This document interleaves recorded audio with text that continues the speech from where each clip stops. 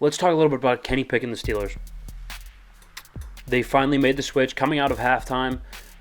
Start of the third quarter, Kenny Pickett took over the starting job from Mitch Trubisky. First NFL throw was a pick. I don't think it was indicative of him. No. PFF came out and said he had 0 turnover-worthy plays. That basically means it almost corrects for a receiver drops it, it tips up in the air, and the DB gets it, right? Yes.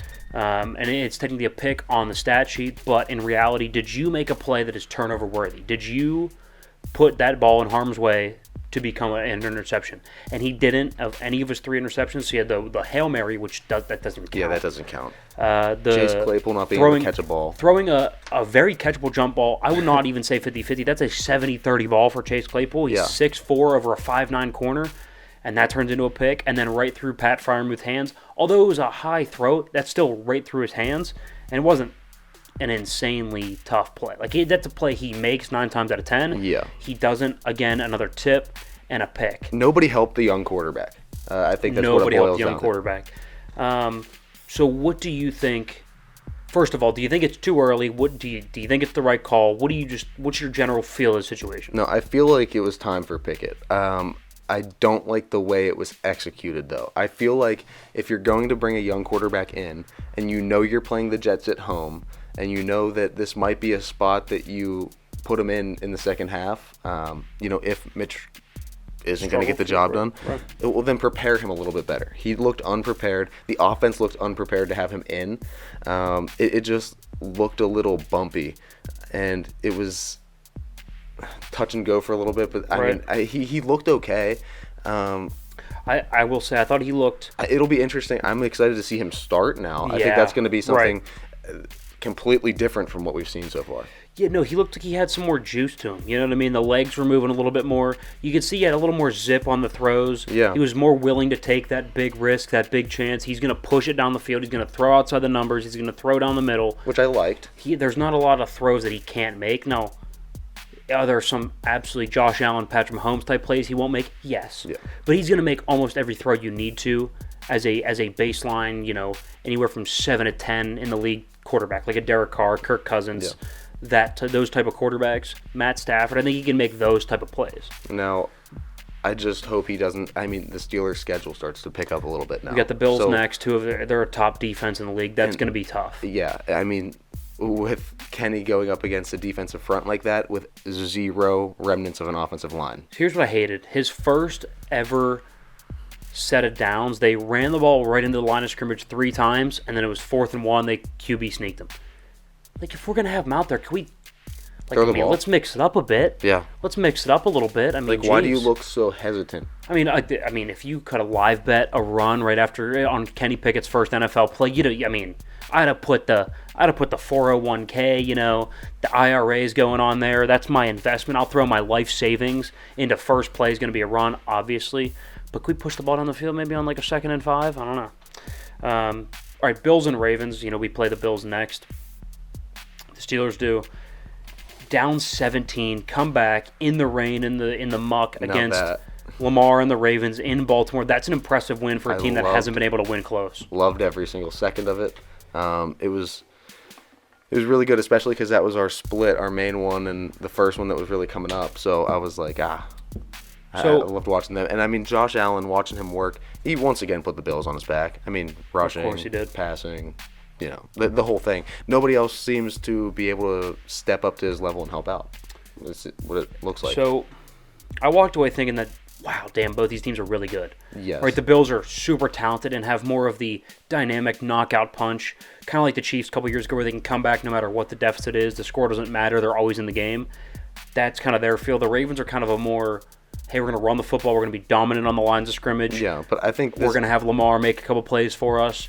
Not quite as good as Buffalo, but still a really, really good football This team. is a bigger loss for Baltimore than it is a win for Buffalo. Because I think if you're Buffalo, you expect to beat a Baltimore, especially if you want to be a top competitor in the AFC. Right. So you kind of hope and expect to beat Baltimore. But Baltimore, when you're leading by that much. And 17. And you were saying before we came on, they're great running the ball. They should be able to possession their way to a victory come third quarter, right. late third. It's almost like when you get an offensive coach, you expect the offense to be good the next year. Like Lincoln Riley at USC is insane because he's an offensive coach, right? I mean, Even Brian Kelly and LSU, right? That's college, but the same thing applies to the pros, right? Todd Bowles and his defense have been really, really good. You expect them to fix the position. The side of the ball, right? Well, the Ravens, their thing is that they can run the football really well. I expect for that to be your strength, not for the be the reason you lose the game. Yes. You should be able to ice the game because of your run game. All right, Chiefs and Bucks. I had two major takeaways here. The Chiefs are really going to be that good this year. I think their defense has improved, and they can actually run the football and give some different looks as opposed to Tyreek deep, Travis over the middle. That was their offense the last couple of years. It's a more diverse offense. It's a more sustainable offense, I would argue. And then my second takeaway is that I think Brady and them are starting to hit their stride a little bit. Sure. You give them a couple weeks against the Panthers and the Falcons to really get their confidence back, get everybody back healthy. I think they could be rolling here. Give them about 5 weeks. I wouldn't be surprised if they win 4 of their next 5. And you look up and they're rolling here within a month or so. I just don't think it's going to match the Kansas City Chiefs this year. I don't think so. Long-term outlook, yeah. I don't think. I mean, the Bucs are fine, but they're not showing me any signs of that they can sustain it. Sure, I think they can get on a roll, maybe pick up a little bit of momentum, and carry them through halfway point of the season, maybe into around the 3/4 mark. But I don't see this roster being a type that can just sustain success and make a playoff push. Yeah. Even though it's a weaker NFC, I still think Philadelphia is very talented in the NFC. You're gonna have to go the road to the Lombardi this year from the NFC is gonna run through Philly. I'm gonna say that. Probably Philly, yeah. I mean, I would argue that either Minnesota or Green Bay, whoever wins that division, will probably have a better record than Tampa as well. So I'm with you. It's gonna be interesting. It's an aging roster as well, so health is a factor, right? So like you said, later in the year, I'm not sure what they're going to be able to do. Those little injuries turn into... Right. All right, finally we'll finish up kind of these games here by talking. The Rams don't look themselves. I think it's only the 4th time in Sean McVay's tenure there that, I don't know, maybe first time in a couple, maybe 4 years, something like that. It's rare, either way, that they haven't scored a touchdown in a football game with Sean McVay as the head coach. Stafford is usually great in the fourth quarter. He had a pick and a fumble in the fourth quarter, so that's unlike him. Look, I get it. The 49ers have their number. They have a really, really good defense. That could be part of it, sure. But it just doesn't seem like there's coordination. Like, it seems choppy. We say all the time that if you're truly a really good offensive team, it should look easier, right? It shouldn't be like pulling teeth to get down the field if you're truly a good offense, right? That's my problem with Denver. It looks difficult. Every yard is tough, and it shouldn't be, right? And so that's the same thing with the Rams right now. They look disorganized, and everything is just too hard to come by right now. Yeah, I agree. I was fine with it, though. I was playing against Matt Stafford in fantasy. I needed him to not get 30 points. I think he got 7. So, that helped me for the week. But honestly, I was a little bit shocked. I mean, I don't think we've seen that offense play that kind of poorly. And they had no life.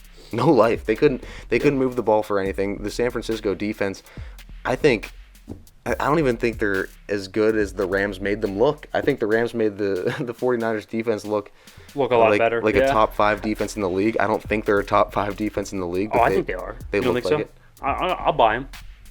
You're selling them? Top 5? I'm buying that. I don't know. I'd say top 10. I don't know, top 5. Well, so here's the good news, though, for the Rams. They have a really good coach, a veteran quarterback. They do have talent. They're certainly not devoid of talent. Aaron Donald, Jalen Ramsey, Cooper Kupp, even Allen Robinson, who's talented. He's still finding his way. Van Jefferson will come back soon. I don't mind their offensive line, although it could use some work. I think more time together is going to help. Cam Akers, although he's fumbled a couple times, has talent. So they can turn this thing around. Yeah. We'll see if they will, but it's at the end of the day, they're 2-2, and it could be worse. It could be. All right, well, I guess kind of a decent segue here.